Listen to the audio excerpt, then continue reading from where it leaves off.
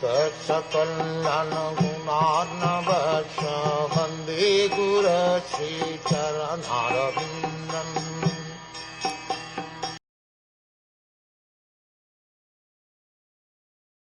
My dear Lord, devotees who have fully dedicated their lives unto your lotus feet certainly observe your presence as Paramatma in each and every being, and as such, they do not differentiate between one living being and another. Such persons treat all living entities equally. They never become overwhelmed by anger like animals, who can see nothing without differentiation. When the Supreme Personality of Godhead becomes angry or kills a demon, materially this may appear unfavorable, but spiritually it is a blissful blessing upon him. Therefore, pure devotees do not make any distinction between the Lord's anger and his blessings.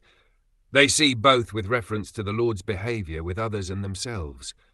A devotee does not find fault with the behavior of the Lord in any circumstances.